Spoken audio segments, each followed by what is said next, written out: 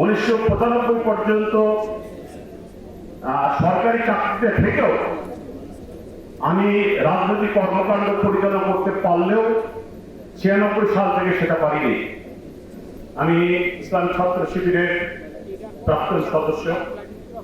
1981 থেকে 1987 পর্যন্ত শিবিরের সদস্য ছিলাম।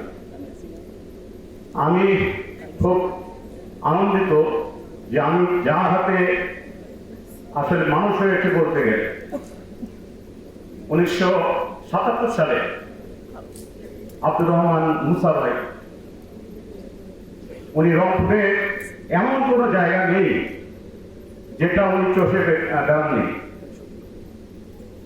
আব্দুর রহমান মুসা ভাই এবং ডাক্তার কাজীমুদ্দিনের মোটামুটি টার্গেট ছিলাম আমি, কেননা আমার পরিবারটা ছিল, আমরা 10 ভাই বোন এবং আমার ভাই বোনেরা অন্য আদর্শের রাজনীতি করেছেন এবং আমাদের পরিবারটা একটা ইনফ্লুয়েন্সিয়াল পরিবার ছিল শেখবাগান শহরে। আলহামদুলিল্লাহ 1977 সালে শিবিরের সমর্থক হয়ে 81 সাল থেকে 81 সালে শিবিরের সদস্য হয়েছিলাম। দুঃখজনকভাবে 1995 পর্যন্ত সরকারি চাকরিতে থেকেও আমি রাজনৈতিক কর্মকাণ্ড পরিচালনা করতে পারলেও 96 সাল থেকে সেটা পারিনি। নানানভাবে জুলুম, নির্যাতন, নিপীড়ন, মিথ্যা অপবাদ, নানা কিছু দিয়ে জর্জরিত করে দেওয়া হয়েছিল। আমাকে তখন সংগঠনের পক্ষ থেকে পরামর্শ দেওয়া হলো যে তুমি প্রকাশ্যে এসে তোমার কোনো রাজনীতি করার দরকার নেই। আসলে বুক ফেটে যায় বলতে। আজকে স্বাধীন হয়েছে,